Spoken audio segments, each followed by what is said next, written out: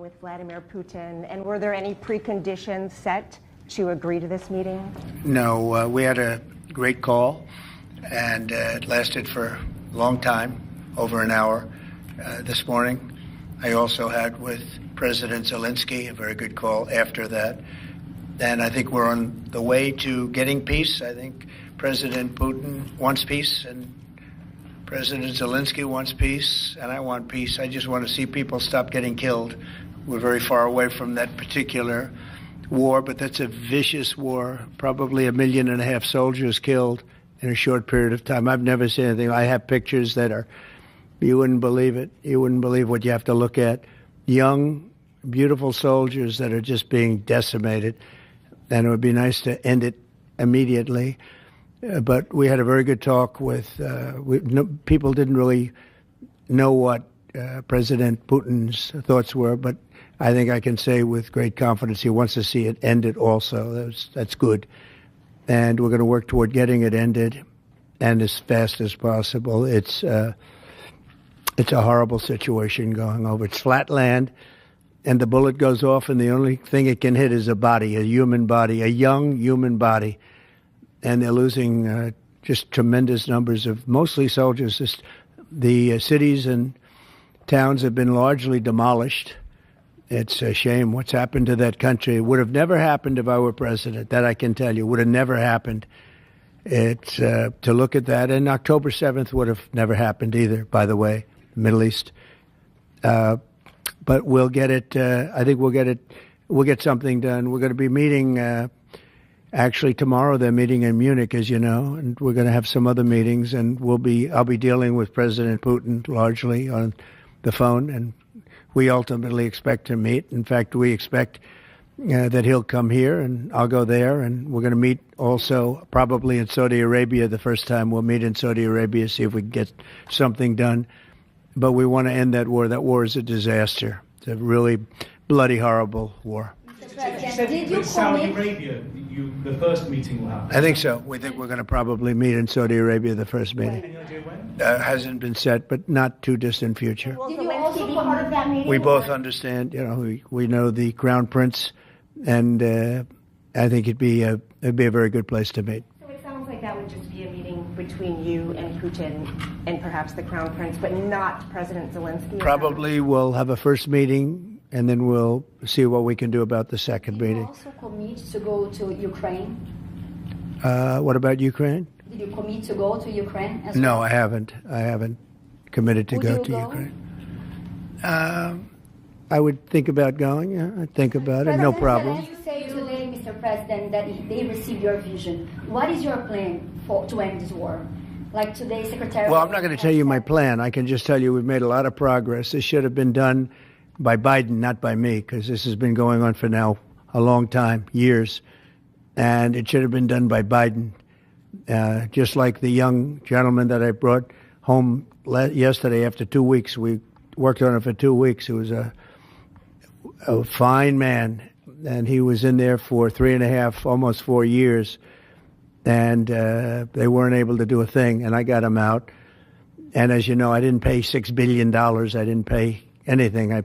We did a trade, and we did a good job. We got him out in 2 weeks. It should have been out years ago. Really should have been out years ago. Post NATO membership for Ukraine?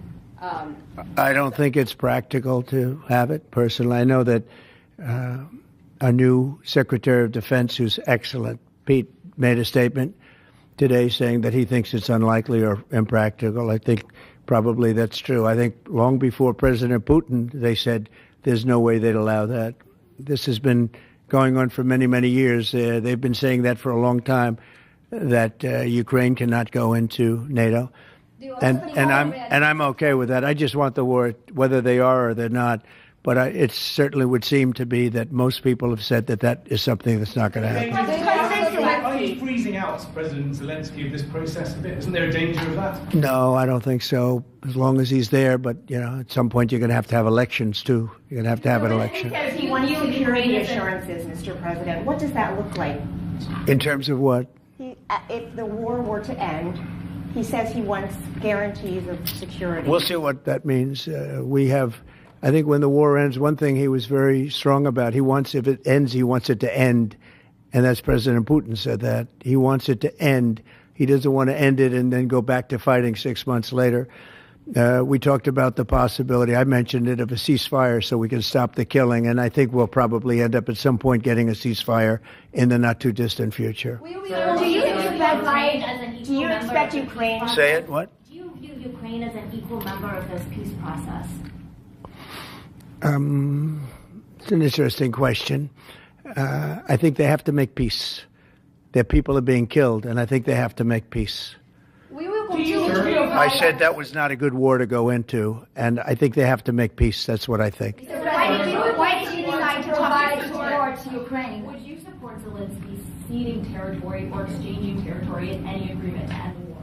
Well, he's going to have to do what he has to do, but, his poll numbers aren't particularly great, to put it mildly. He's got a country where, it's been savaged and attacked, and he's got an army that's been very, very brave, actually, despite the fact that, we've given him, in my opinion, $350 billion. That's what the real number is. You don't hear that number.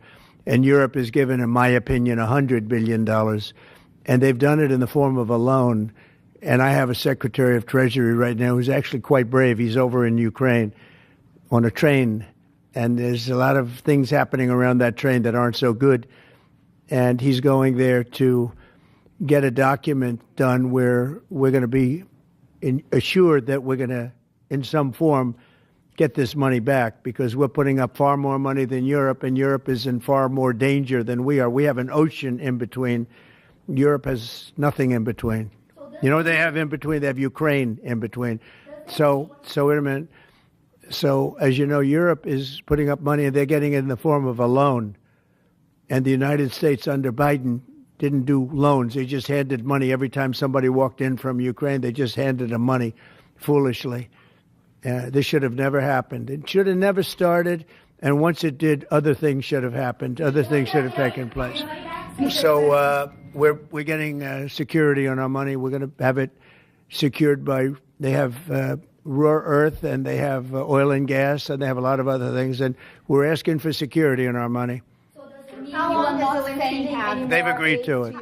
Ukraine has agreed to it. Does that mean you are not sending any more aid to Ukraine? No, we are, but we want it secured, and the money is going to be secured. When will the U.S. stop sending funding? When will the U.S. stop sending funding? Because if we didn't do that, then Putin would say he won. We're the thing that's holding it back. And frankly, we'll go as long as we have to go, because we're not going to let the other happen. But President Putin wants to have peace now, and that's good. And he didn't want to have peace with Biden.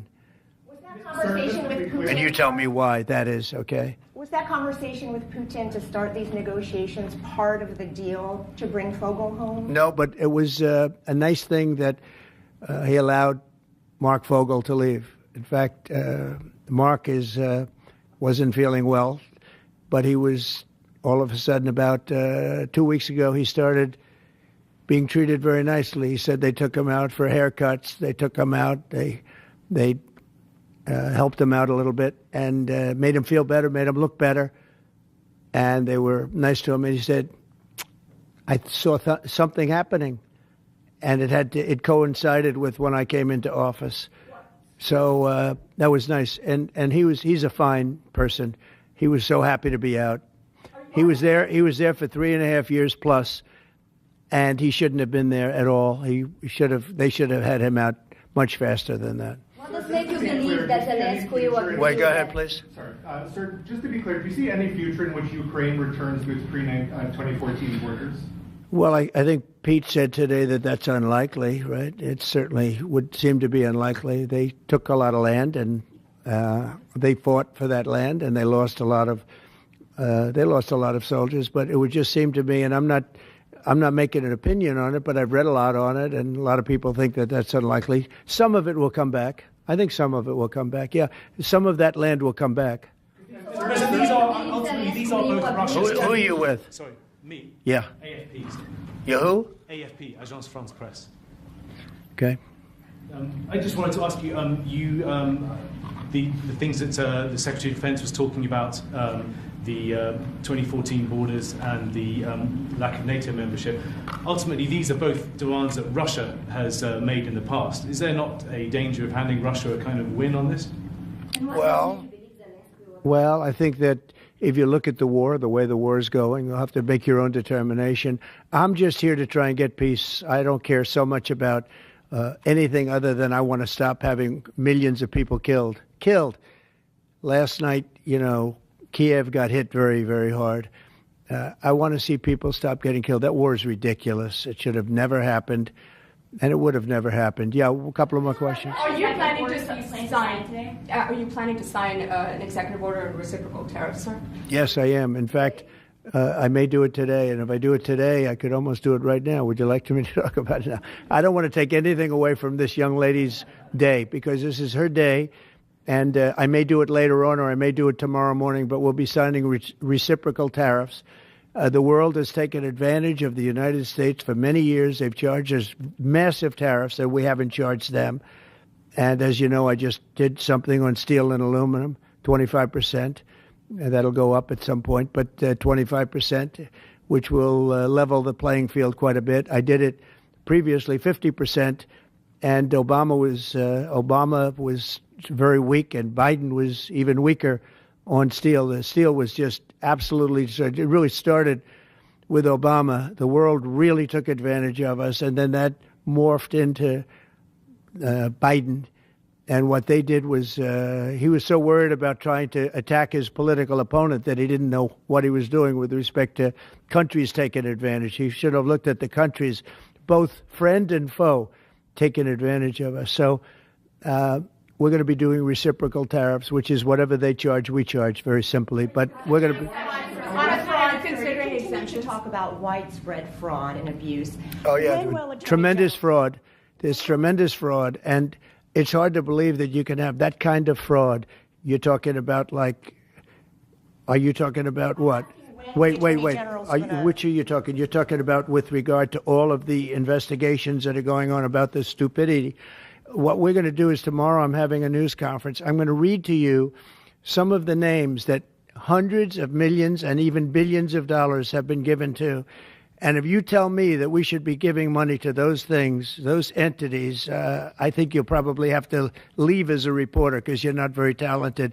When you look at the kind of money, billions and billions of dollars being thrown away illegally, and there's no chance. I mean, I say it in front of our Attorney General, there's no chance that there's not kickbacks or something going on. When you give millions and millions of dollars to somebody that stands to look at something for 15 minutes and walks away with millions of dollars, that money's coming back in some form. And that's only one form of corruption. The biggest thing is what they do to our country. They're taking massive amounts of money and spending it on items. I went through a list of 200 expenditures that were made, and I found 3 that looked like they were reasonable. Okay, 3. And we'll be talking about that tomorrow. We have a lot of stuff. And I want to commend Elon because he's done he doesn't need this. You know, he's abused by you people every day. He's found more things than anybody could find. I think he's got the credibility to do it. I know he does. And it's his group of people. You know, they started off with 12. I call them 12 geniuses. They started off with 12, and they went to 20 and 25, and now they're up to almost 100. People are joining to help them because there's a massive fraud that's taken place. And then you have judges that are activists, and they sit there and they say, oh, as an example, $59 million going to a little small group in New York City. You get nothing going to North Carolina to help nothing. They say, we don't have any money because they've given it away on the border. But you have nothing. What they did to North Carolina is a shame. And then they sent $59 million to New York City for a hotel for a little bit of nothing. What they've done, a hotel that was not luxury, that's getting luxury rates for migrants, where they're making a fortune, and we catch them. But a judge says, well, even though it may be a fraud, you have to send the money in anyway. Send the money. I said, wait a minute. We have money that shouldn't go because we caught it before it was sent out, but they want the money to go anyway. And I I think you're going to have a lot of things to look at, Pam. I really do. What's going on with this whole thing? And this is just one group. We haven't talked about Department of Education. We haven't talked about the military. We haven't talked about a lot of things that are very big. And what's happened is, as an example, you'll have cases where you have a 3-month contract, and maybe the guy that signs the contract leaves. Maybe he gets rich. All of a sudden he leaves for that reason. But you have a 3-month contract, and maybe he leaves. So the contract is sitting there, and the people signing the checks don't know it's 3 months, and it goes on for years. The 3 months turns out to be 3 years, 5 years, 10 years, just goes on forever.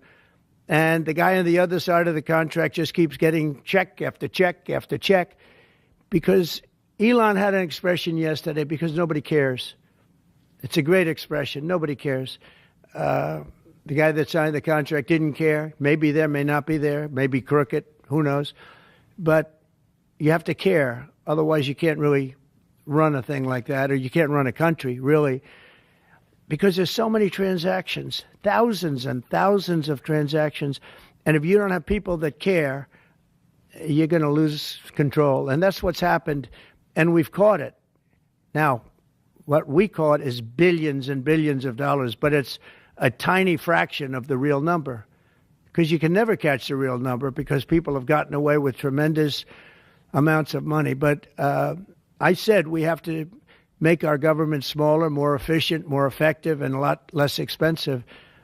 And we could find $1 trillion, but we're being hindered by courts where they file in certain courts where it's very hard to win, and a judge will stop us, and a judge will say that it doesn't make any difference what you find. You just keep paying the money. That's a hell of a way to be. And I follow the courts. I have to follow the law. All it means is that we appeal. But that gives people time to cover their tracks. And that's what they do. So it's a very bad thing that's taking place. But hopefully the courts will be fair. They don't have to be very fair. They just have to be a little bit fair, because this is so egregious what's taken place. Nobody's ever seen anything like it. Nobody's seen numbers like this. These are massive numbers. $9 million for somebody to go and stand in a store and see how people shop.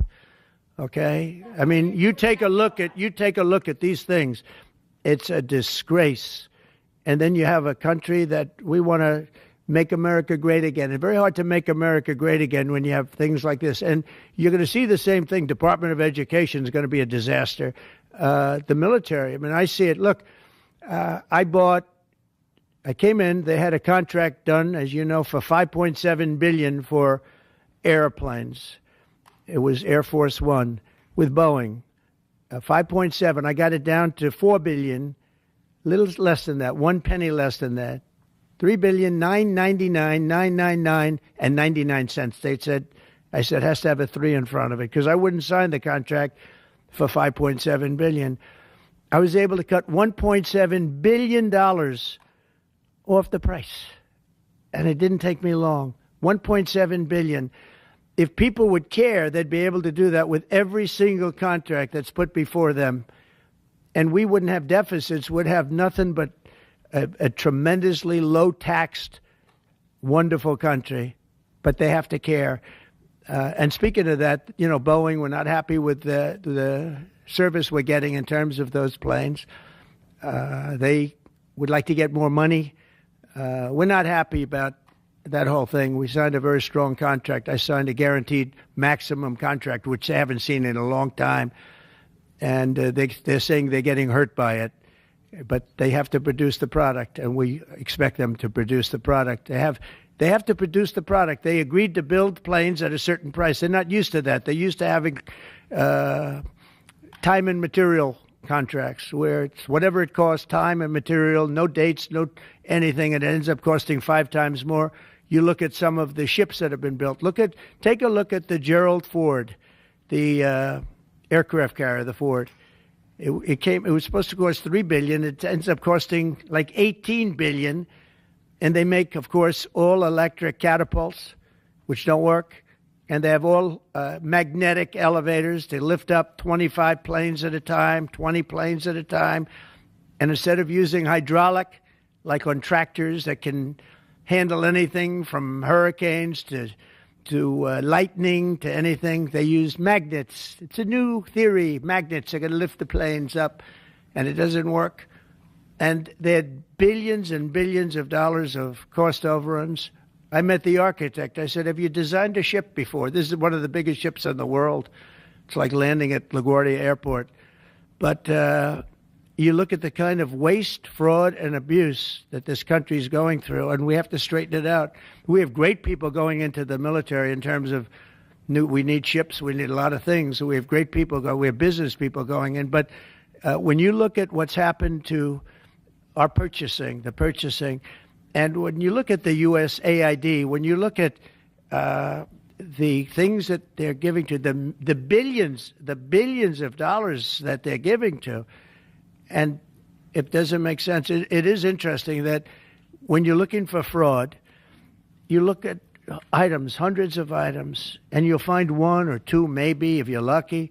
Here's something where you look at data, and they're all fraudulent. You know, by just looking at the topic, they're all fraudulent, except it's the opposite. You'll find one or two that's like a legitimate reason. So I just want to thank Elon for going through it. I want to thank all the people that are working with him. You know, we have a big group of people.